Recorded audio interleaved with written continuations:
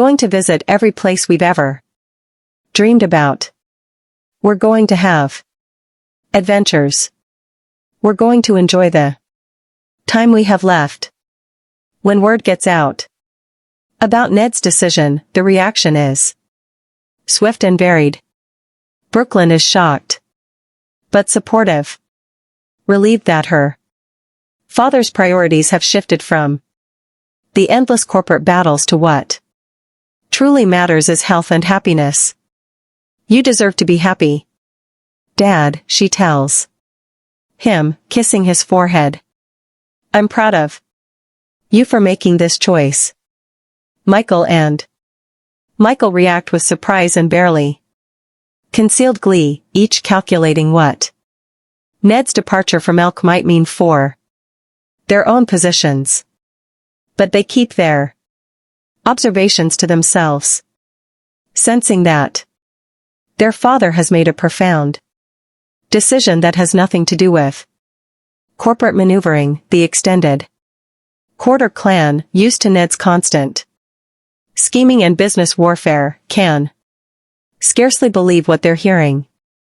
But as they visit him in the hospital, they see something different in Ned's eyes, a peace, a clarity they haven't witnessed in years. Most shocking of all to Olivia is the sheer certainty with which Ned speaks about his new plans. He's not wistfully fantasizing about a future he'll never pursue. He's making concrete arrangements, consulting with travel agents, even from his hospital bed, and marking destinations on a map with the same focused intensity he once reserved for business negotiations. Greece first, he tells Olivia one afternoon, pointing to a map. Remember, we always said we wanted to see the islands. Then we'll go to Italy, Spain, Portugal. We can take months live. We can take a year.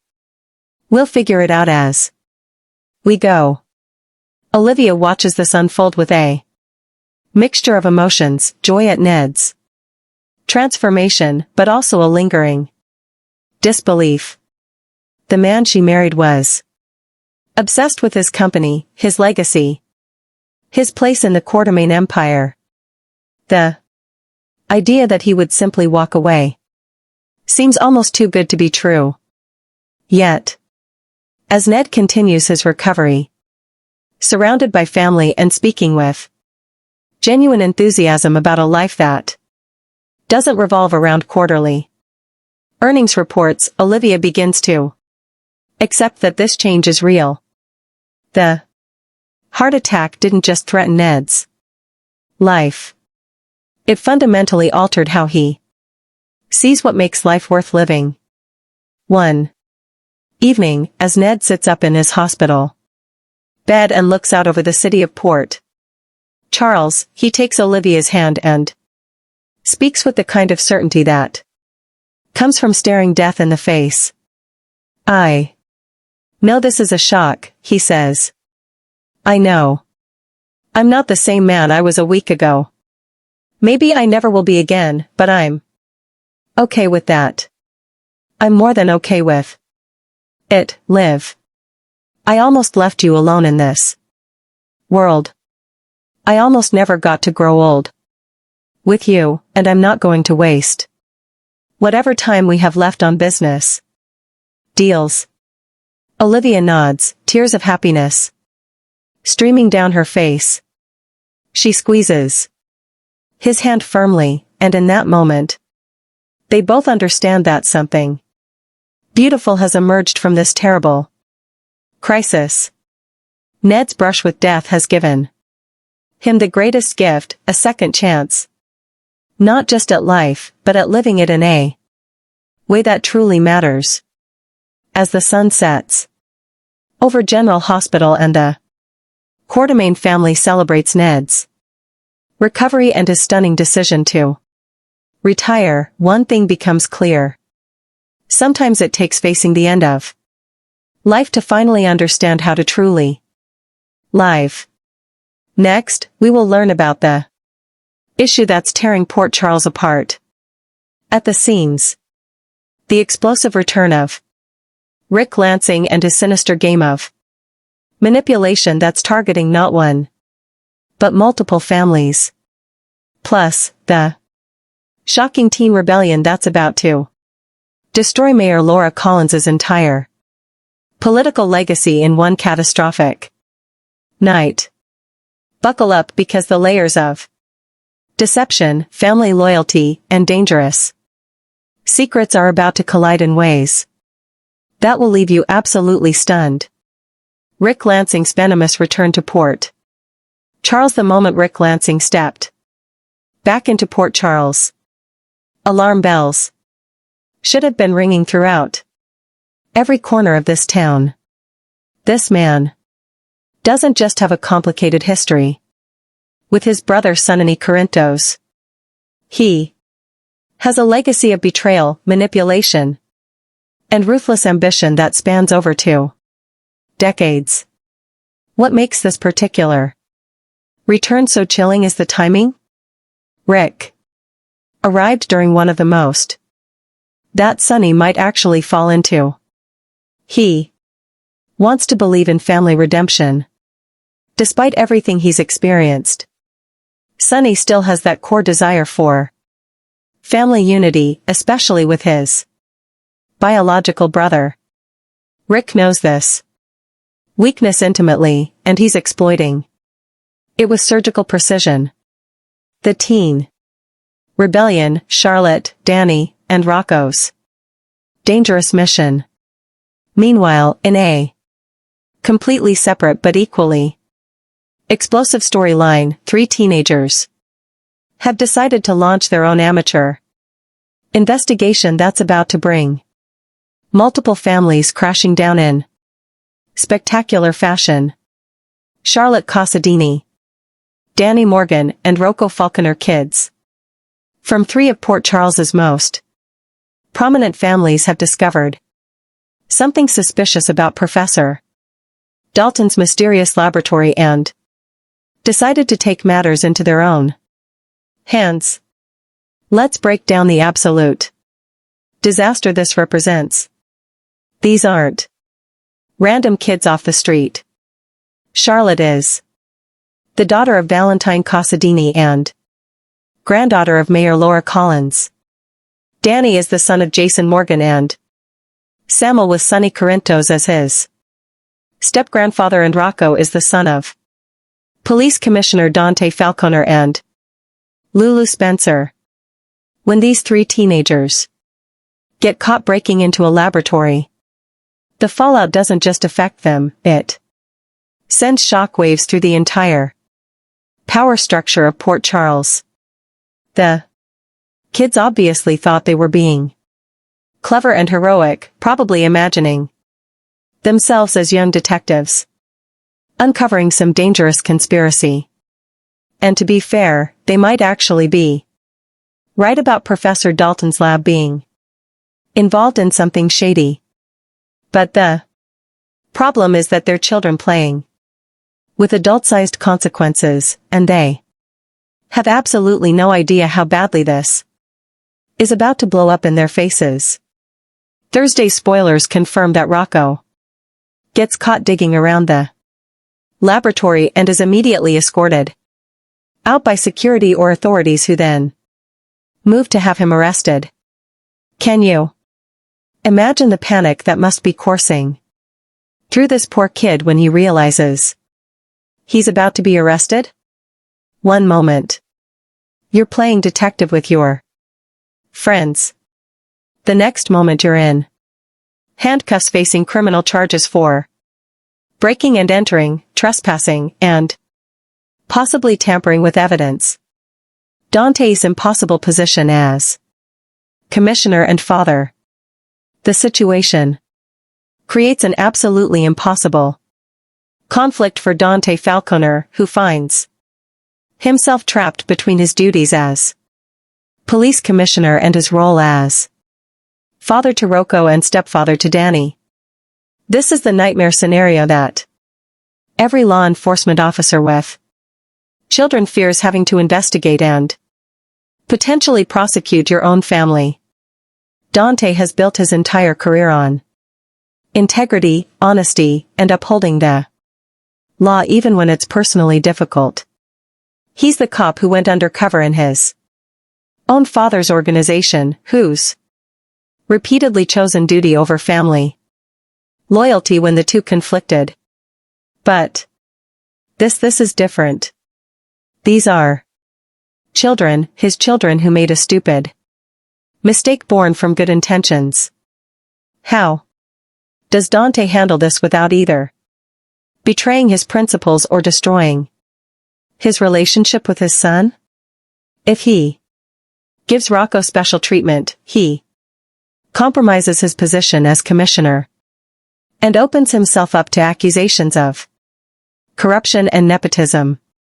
But if he treats Rocco like any other suspect, he could permanently damage their father-son relationship and send his teenage son into the criminal justice system with a record that could affect his entire future. Jason Morgan's complicated role.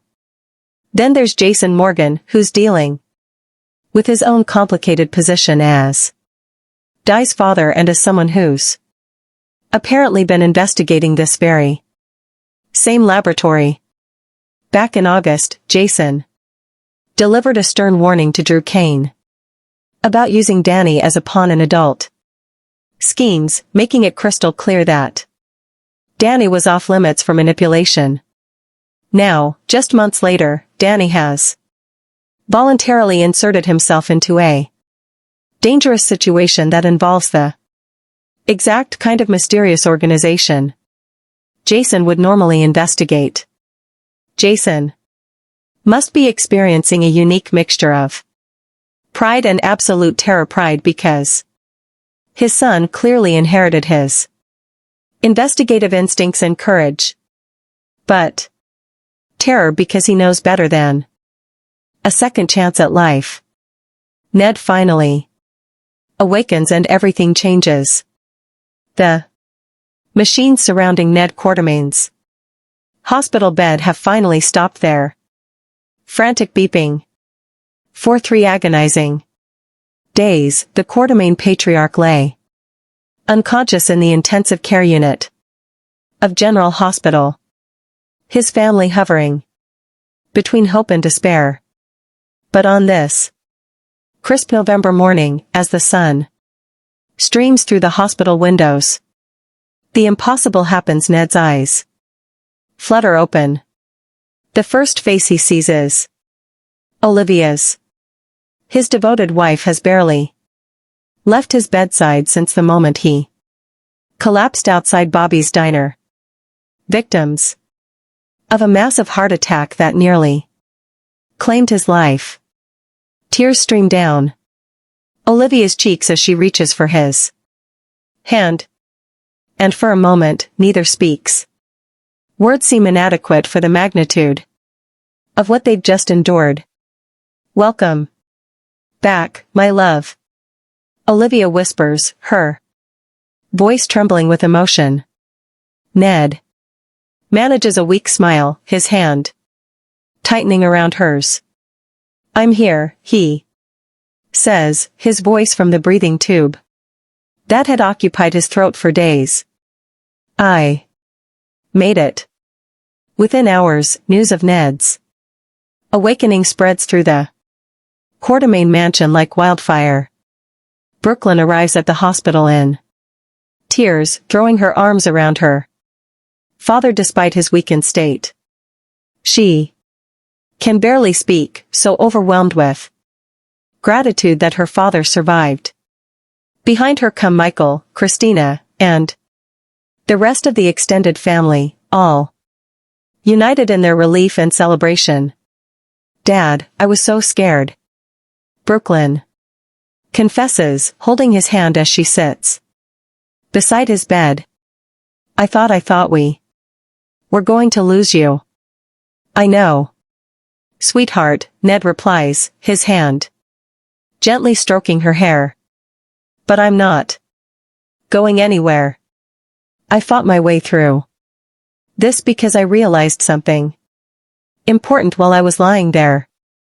Unconscious something about what really matters in life. Olivia exchanges a knowing glance with her daughter-in-law, sensing that Ned has undergone a profound transformation during his brush with death. Over the next few days, as Ned regains his strength and the medical team confirms his heart is healing, something remarkable happens. The man who once lived and breathed for ELQ Industries, who measured his worth by stock dividends and board meeting victories, begins to speak of a radically different future. It starts with a quiet conversation between Ned and Olivia in his hospital room late one evening. "Liv, I need to tell you something." Ned begins, his voice steady. Despite his physical weakness these past few days, lying in that bed, unable to move, unable to do anything but think, it gave me a perspective I've been missing for years. Olivia listens intently, her eyes searching his face for signs of what he's about to reveal. "I've spent my entire life chasing the next deal, the next acquisition, the next victory in the boardroom." Ned continues. "I've poured everything into the business. And for what? So I could have more. Do more. I almost died, Olivia. And when that happened, none of that mattered. None of it. The only thing I could think about was you. How much I needed to see your face again. How grateful I was for all those times you stayed by my side. Even when I was too wrapped up in business to notice." Tears begin to fall from Olivia's eyes as she listens to her husband's confession. "I don't want to do this anymore," Ned says with quiet conviction. "I don't want to spend my remaining years in conference rooms and strategy sessions. I want to live, Olivia. Really live with you." "Ned, what are you saying?" Olivia asks softly, though she suspects she already knows. "I'm saying I'm stepping away from ELQ." Ned declares, "I'm stepping away from all of it. The business can be Michael's or Drew's or whoever wants to fight for it. I don't care anymore. I want to take you around the world like we always talked about. I want to wake up next to you without thinking about market reports. I want to actually be present in my own life." The shock on Olivia's face is profound. In all their years together, through all their ups and downs, Ned Quartermaine has never been anything but a businessman. It's not just what he does, it's been who he is. "Are you serious?" she asks, her voice barely above a whisper. "Never more serious about anything in my life," Ned replies. "I'm going to give my resignation to ELQ. We're going to travel, live, we're around mysterious laboratories in Port Charles. This town has a history of secret facilities conducting unethical experiments from the original DVXWAB espionage days to more recent biotechnology conspiracies. The fact that Jason himself has been investigating Professor Dalton suggests that whatever's happening in that lab is serious enough to warrant the attention of Port Charles's most legendary enforcer and problem solver. This isn't some academic research facility studying harmless microorganisms. This is something dangerous enough to catch Jason's attention, which means it's dangerous enough to potentially harm 3 teenagers who broke in without backup, weapons, or any real understanding of what they were walking into. Laura Collins's ultimate sacrifice. Now, we come to what might be the most emotionally devastating consequence of this entire teen rebellion storyline. Mayor Laura Collins's decision to sacrifice her own political career to protect her grandson Rocco from arrest.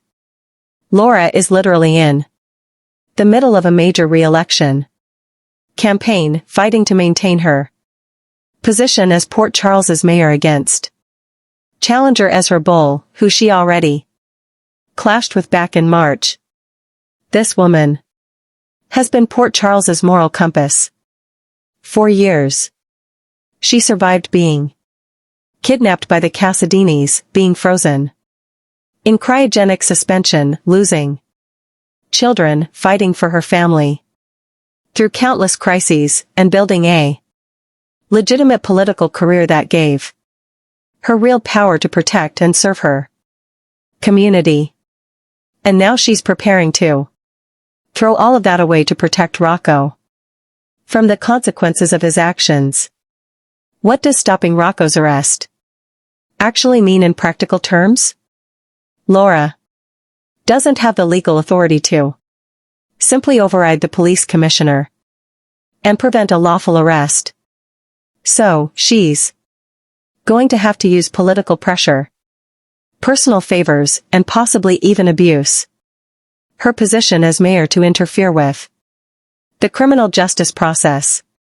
This is exactly the kind of corruption and nepotism that destroys political careers and public trust. Laura knows that she's not naive about politics or consequences, but she's making the conscious choice that her grandson's future is more important than her mayoralty. That's the mama bear instinct overriding everything else. This is the same woman who's faced down mobsters, international terrorists, and evil masterminds without flinching. But when it comes to protecting her family, particularly the children, there's no sacrifice too great. The political fallout and Ezra Bull's opportunity, the political implications of Laura's decision are going to be absolutely catastrophic.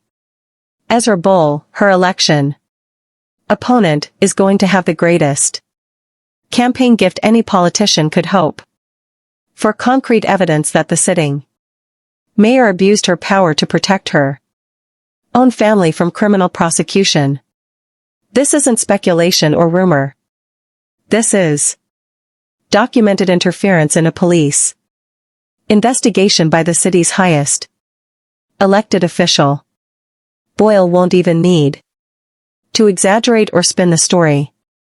The facts speak for themselves. Mayor Laura Collins prevented her grandson's arrest for breaking into a private laboratory, placing family loyalty above the rule of law. That headline writes itself, and it's political poison. Every voter who ever felt that the wealthy and connected get special treatment, while ordinary people face the full force of the law, will see this as confirmation of everything they suspected. The tragedy is that Laura's instinct to protect Rocco comes from a place of pure love and family devotion, not from corruption or self-interest. She's not trying to help herself. She's trying to save her grandson from a mistake that could haunt him for the rest of his life. But in politics, motives don't matter nearly as much as actions and optics. And the optics of this situation are terrible. The Britt Westman revelation. Now, let's talk about the bombshell revelation that's hiding in Thursday's spoilers. Britt Westman is apparently alive and involved in Professor Dalton's Laboratory operation. For anyone who needs a refresher, Britt officially died from complications related to Huntington's disease back in January. And her death was a genuinely emotional moment for longtime viewers. But Thursday's spoiler reveals that Britt is not only alive, but is actively working with Professor Dalton and is panicked enough about the teen's break-in to make a desperate phone call to her handler, someone named Sidwell. The spoilers specifically describe Britt threatening this handler, which suggests she's in a position of desperation where threats are her only remaining leverage. What would drive Britt to fake her own death and go underground to work in a secret laboratory? The most logical explanation connects directly to her Huntington's disease diagnosis. Britt spent years knowing she carried the same degenerative neurological condition that killed her adoptive mother, Lissel Ori's mother, and she watched her own health decline with the terrifying certainty that it would only get worse. What if Professor Dalton's laboratory has developed a treatment or even a cure for Huntington's disease? But the research involves unethical methods that couldn't be conducted through legitimate channels. Britt, facing certain death, might have been desperate enough to participate in illegal medical research if it offered even a slim chance at survival. This would explain why she'd fake her death to escape her previous life and identity so she could fully commit to this underground medical program without anyone interfering. Jason's investigation collides with Britt's secret. The cruel irony here is that Jason Morgan, who once shared a genuine romantic connection with Britt, is now the one investigating the very operation that's keeping her alive. Jason and Britt had real chemistry and mutual respect during their time together, and her death affected him more than he'd probably admit. Now he's hunting her without knowing she's his target, and she's trying to protect her secret without knowing her former lover is the threat. When Jason eventually discovers that Britt faked her death and has been hiding in this laboratory, the emotional reckoning is going to be intense. Will he understand her desperation and try to protect her? Or will his code of honor demand that he expose the truth regardless of personal feelings? And what happens when Britt realizes that the teens who broke into the lab include Jason's son, Danny? That connection might be the only thing that saves these kids from much worse consequences. Molly's journey toward relief and healing. Amidst all this chaos and betrayal, there's actually one genuinely hopeful thread. Molly Lansing Davis is finally finding relief from the overwhelming grief that's consumed her since losing her baby. This poor young woman has been drowning in trauma for over a year, dealing with the compound disasters of the surrogacy complications, the accident, her baby's death, and the resulting family conflicts that have torn the Davis family apart. Thursday's spoiler that Molly is relieved signals a crucial turning point in her emotional journey. She's finally beginning to process her grief in a healthier way, finding moments of peace, and starting to imagine a future that isn't defined entirely by loss and pain. This is the breakthrough that her mother Alexis, her partner TJ, and her entire family have been desperately hoping for. But here's where the relief becomes bittersweet. While Molly is finally healing, her father Rick is actively using her Tragedy as a weapon against her extended family. Rick returned to Port Charles, specifically for his granddaughter's funeral, inserted himself into his grieving daughter's life during her most vulnerable moment, and has been systematically exploiting that access to wage war against Sonny, blackmail Alexis, and position himself for some kind of power grab. The Christmas reckoning. All of these storylines are converging toward what promises to be an absolutely explosive confrontation, probably around the Christmas holidays, when Port Charles traditionally experiences its most dramatic revelations and conflicts. Rick's multi-pronged attack on Sonny is building toward an inevitable moment when all his schemes will either succeed spectacularly or collapse catastrophically. History suggests that Rick will eventually overplay his hand. That's always been his fatal flaw. He's brilliant at creating complex schemes and exploiting people's weaknesses, but he inevitably gets too confident, pushes too hard, and makes the one mistake that brings his entire operation crashing down. The pattern has repeated multiple times over the past 2 decades.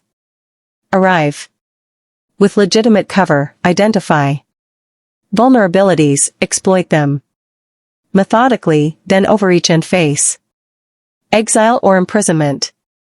This time, the stakes feel even higher because Rick isn't just targeting Sonny, he's weaponizing family grief, manipulating his own daughter's trauma and attacking from within the family structure in ways that will leave lasting damage, regardless of who ultimately wins. When this all explodes, the casualties won't just be Rick and Sonny. They'll include Molly, Alexis, Ava, and potentially children like Avery, who become collateral damage in their father's endless war.